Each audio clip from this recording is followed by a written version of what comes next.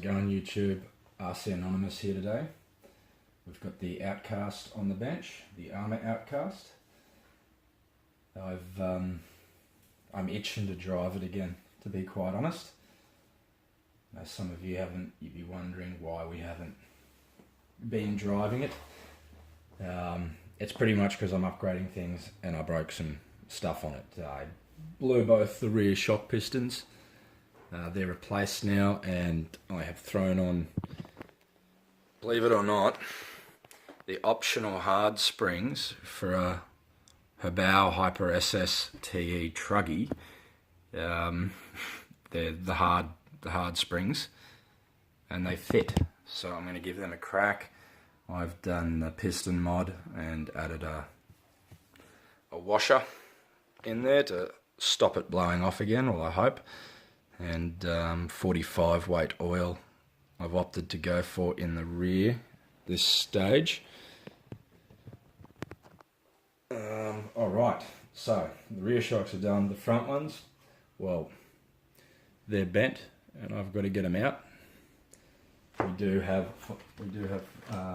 Finally, some of you know already, we've got the shock shafts there ready to go. Haven't put them in as such. Now this guy's getting the servo out of my Hyper SS TE, which is the high-tech, what is it, 5585 MH, and I'm going to see if this alloy servo horn will do the job in there.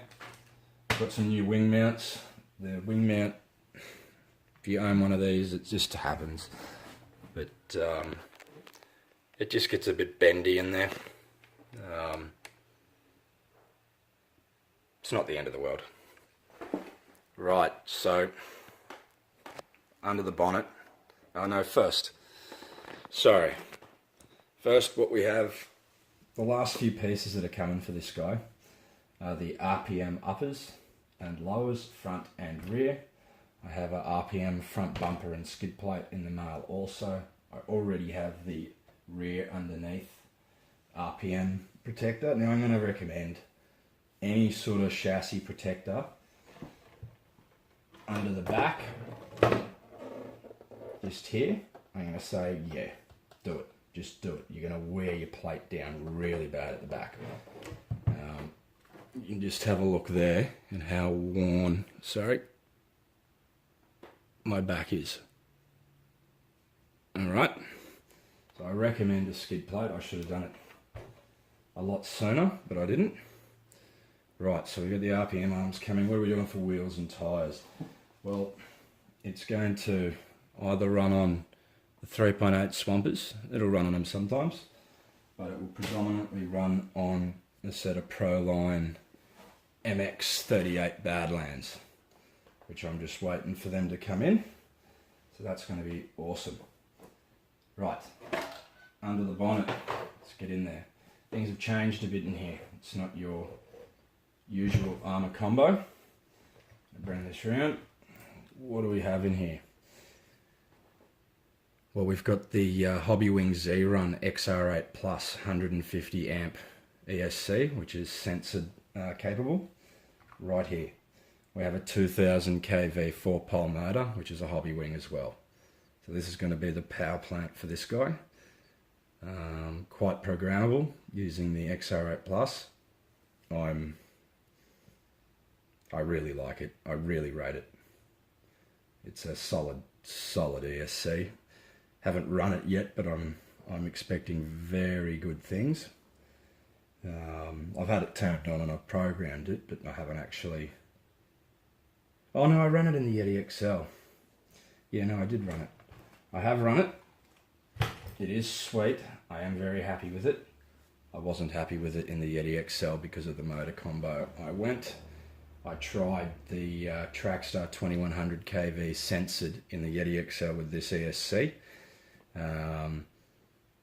I thought it might make it a better crawler.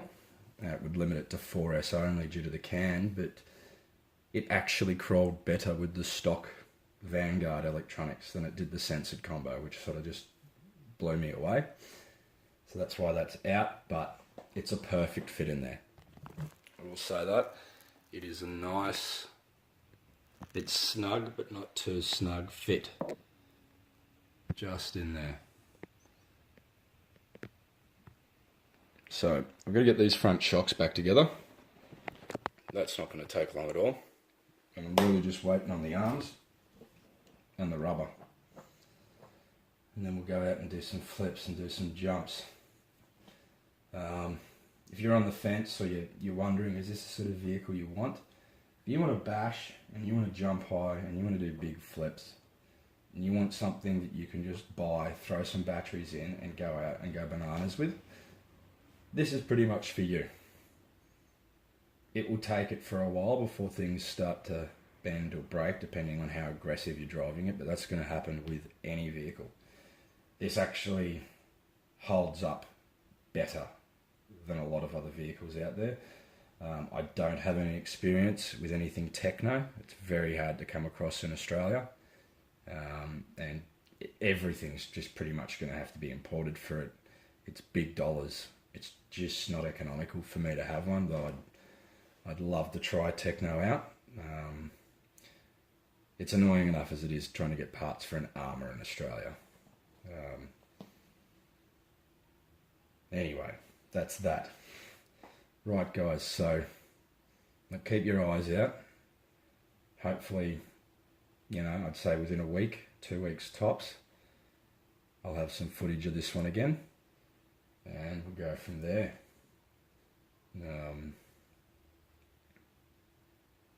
They're just a good thing, guys. I mean, this has brought me so much joy and so much fun since I've owned it. It's just awesome. It really is. Is it for a kid? No way. Just straight up. Kids should not be playing with these things. You can go buy one of this for your 12-year-old son, buy him 6S, he's going to kill someone. Like, straight up. I don't think people understand just how much power these high ampage, high voltage brushless setups can throw down. I still hear people say, like, nitro's faster. Oh, just go buy a nitro buggy, it's faster. I know a guy who just recently he wanted a nitro buggy. He bought a nitro buggy and immediately went, I should have got electric. I think it's got something to do with you go to the park with a nitro buggy, you can hoon around and it's loud, so the noise is going to make you think it's going faster than what it is. And you get something like this tearing around at your local park next to you and your nitro, you're just going to get upset. Like, straight up. Like, this thing will just go backflip the whole park. Highly rate it. I don't rate Arrma's parts support. I don't rate Arrma's warranty support in Australia. It's very poor. If Arrma wanted to contact me and talk to me about that, I'd be more than happy to talk to you guys. But BLX 185 ESC, in my opinion, they'll get you up and running. You'll get a few months out of it and it will just break. Arrma in Australia haven't wanted to talk to me. I've searched their supplier, I've contacted the supplier. They don't want to hear about it. They honestly haven't even replied to me. That's really disappointing. I would hope maybe Arrma would do a kit, or an almost ready to run, something without the electronics, so we could get this platform and we can just go, yep, no, we'll put our own goodies in it. The BLX 185 can is a good motor. I'll give them that. The 2050 kV is a solid motor. It's just the 185 ESC is not a solid ESC. It's not going to last 2 years, in my opinion. I would be very shocked if anyone has one that lasts 2 years and regularly drives their vehicle and drives it the way they drive it in their advertisements of the vehicle. Right, so we've had a little chat about the Outcast. All in all, I guess you all know my opinion on it. I love it.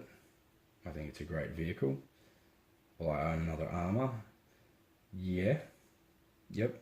I'm hesitant to buy a new, given the warranty support. So that's literally stopped me. I'd already have a Typhon by now. I want the Typhon. Now, seeing that those Arrma ads that came up last night, or for us over here in Australia, the blue-bodied Typhon, I'm thinking, are we seeing a V3 here, a V2 or V3? You know, it's very interested there, but no doubt it'll have the BLX 185, and I'm not going to want to commit to buy that, knowing that when the BLX 185 blows up, I'm just going to be left high and dry. So yeah, that's my biggest frustration with them, guys. If you get a good hobby shop, boys in at Mild to Wild have been looking after me lately, and they've assured me that if I bought an Arrma through them, they keep all their receipts on file, so I don't have to worry. I've lost the receipt. They'll have it there on the computer, the purchase date, and they'll deal with Arrma, and they'll get me a replacement, as long as, you know, I haven't done anything silly and hurt it myself, which I don't. I take good care of my electronics. Some of you might not think I do, but the electronics that I like and I want to keep, I am very thingy with. I will temp gun it regularly. I will double check, triple check, always monitoring, because I want that long life. Right before we go, I'll touch just quickly on the Tactic remote. I know this video is all over the shop, probably doesn't make sense to anyone other than me, but the stock remote you get with this guy, the Tactic, it's really good. It gets awesome range. There's no antenna. Well, no external antenna, I should say. That was very inaccurate. This does fine. You really don't need anything other than this to drive this vehicle. But I thought, since I've put the new electronics in, it's getting the arms, it's getting new rubber.